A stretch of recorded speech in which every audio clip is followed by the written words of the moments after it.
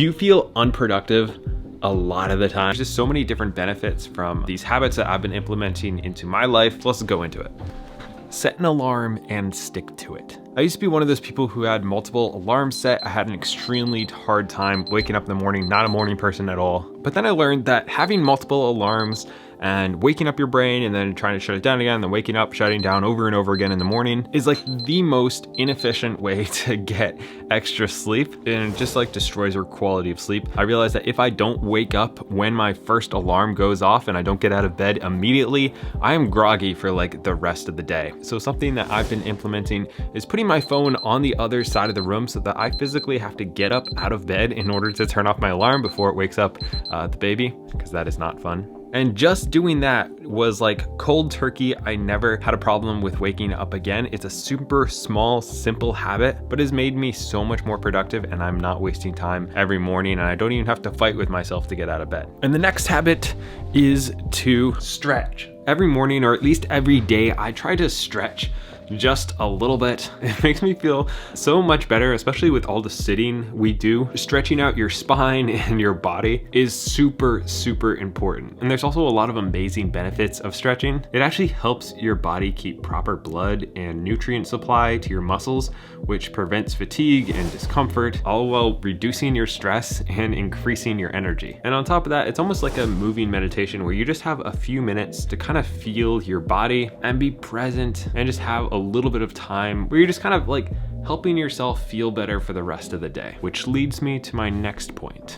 Practice some form of mindfulness. Now, there are so many ways to do this. For me, I like to actually go for walks and really just be present, do that barefoot, or when I'm doing stretches or working out. That's really helpful for me. But everybody is different. Some people like to meditate, some people like to journal, some people it's while you make your morning coffee. But meditating teaches your brain to lessen the mental effort needed to stay focused. And just like doing a session of meditation from Headspace can improve your focus and reduce your mind wandering by 22%. Something I've started doing recently is before I need to focus in on a task like writing, I will put like an inanimate object the same distance away from me as my computer screen and just like stare at it for like 30 seconds and just try not to think about other stuff, or when it does, like come back and focus on this thing. And that just kind of trains my mind to focus in on one thing and not let my mind wander. And it's also just important to make sure that you're continually setting time aside to think about your life from kind of a step back or somebody else's perspective. Make sure that you're actually going in the direction you want to be going and you're not just like crazy constantly running and never have time to think about should you even be doing the stuff that you're doing. Do something uncomfortable every day. Now, this doesn't have to be taking a cold shower or bungee jumping, although I've been taking a lot of cold showers recently. Just like a stereotypical self-improvement YouTuber. I don't know why. But this can be anything, really. It can be getting used to talking to people and saying hi to strangers. It can be setting time aside in the morning to do something you don't love. Maybe it's reading, or even like meditating or working out, or even like we talked about, getting up out of bed first thing when your alarm goes off and you start off your day with a win. You start off your day saying, I am in charge of my day. I'm not letting my body or my mind take control, or just having the self-control to turn the water to cold at the end of your shower. This really just gives your brain a huge boost of confidence when you are taking control and you're forcing yourself to do things that are really rewarding afterwards. You always feel better afterwards, and it's just that initial bump of getting started that is super hard. And the awesome thing is, it doesn't have to be something that's super hard or super difficult, and you can even get started using the 2-minute rule. The 2-minute rule is pretty simple. It pretty much states that if something takes 2 minutes, you should just do it now. Don't put it off till later. Whether that's doing the dishes, taking the trash out, cleaning up something, taking 2 minutes to meditate, or for me, this is how I trick myself to go to the gym. Instead of committing to going to the gym for an hour, all I commit to is putting on my shoes,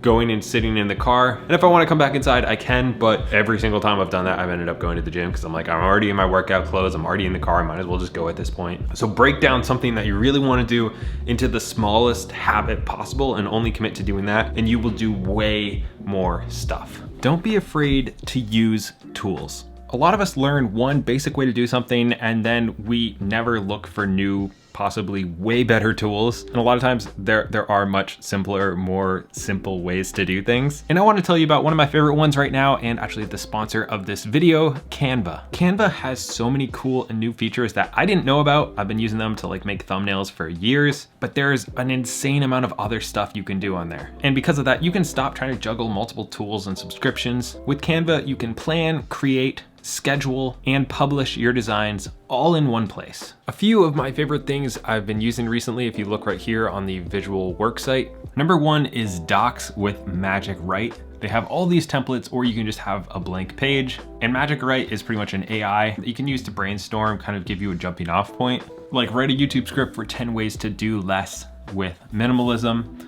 And there we go. Canva released a bunch of new features last month across their visual suite. They have things for social media, videos, printing products, websites, presentations, whiteboards. I made this beautiful Venn diagram using a mind map of minimalists and coffee lovers, and how they kind of are the same people. Anyways, if you want to try using Canva, you can use the link down below to get an extended 45-day free trial of Canva Pro.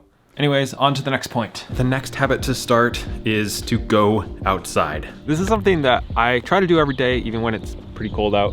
And it's especially important in the morning, getting sunlight into your eyes. It helps wake up your body, keeps your circadian rhythm in check. But even just walking is like absolutely amazing for you. Doing some type of balance, just being outside will help reduce your stress levels. It can help clear your head. I try to do it without ever bringing a phone with me or listening to music, just going out and having time with my thoughts. And there are tons of super productive people who do this. This is a habit for them, even at least just once a day, and go outside, get some exercise, get some calm, be out in nature, just enjoy beautiful things budding. It's amazing for you. Taking breaks. I know this might sound counterproductive because most of us are trying really hard to get as much stuff done as possible, but actually taking breaks can help us lower our stress, help us refocus so that we can really dial in and crush the stuff that we are doing. There's actually a lot of really good studies about this, that it's better to have hard periods of work followed by periods of rest than just to continually work nonstop. And another thing that I've been really focusing on this year is making routines. Making a routine both in the morning and at night frees up an insane amount of mental real estate, and it gives me more time to think about stuff or just shut my brain off so that I can be more fresh. And I actually get a lot of ideas when I'm not thinking about something, is when I'll actually get the breakthroughs on other stuff that I've been working on, like when I'm making coffee in the morning or when I'm reading some fiction before bed is when I get some of my best ideas, when I'm not actively trying to do something. And these routines don't have to be complex, but for me it's just really nice to have something that I do every single day so that I don't have to think about it. And I know, because I've optimized and tested different areas, that these are going to be the best ones. They're going to make me feel the best. They're going to make me the most productive. That can really set my day up for success, set my night up for success, so I can actually get some sleep, which is super good for you and your productivity according to this study. It's just taking the time to actually sit back and think about what is some essential stuff that I want to do every single day to improve my overall life.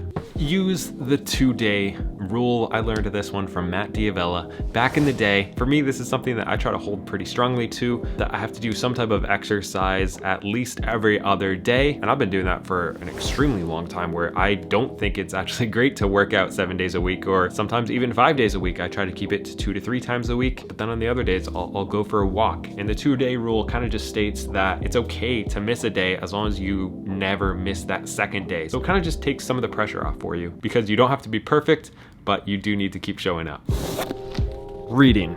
Actually, I didn't like this book at all, but the first one was really good. Ready Player One. Anyways, this is something that I think a lot of highly busy people don't want to do, and that is to take time to read fiction, especially before bed. It has literally changed my evenings. I went from looking at screens and having my phone in bed with me to putting it on the other side of the room and reading fiction for at least half an hour before bed. It helps you sleep better when you're not exposed to that type of light at night. It helps me unwind. And then also reading nonfiction, which is like all those books up there, has completely changed my life. It's how I learned about all the financial stuff that's changed my life. A lot of the productivity tips I've learned have been from reading. So making it a habit to read every single day has probably been the one thing that changed my life the most, honestly. And it's not that hard to do, and it's pretty rewarding. So taking time to actually read and work on your brain and continue to learn things, or kind of get lost in a good book, for me has just been really helpful. And speaking of really helpful, if you would like to help me out, don't forget to subscribe. Once we hit 500,000, I will be getting a Tesla, and I'm so glad I can share this journey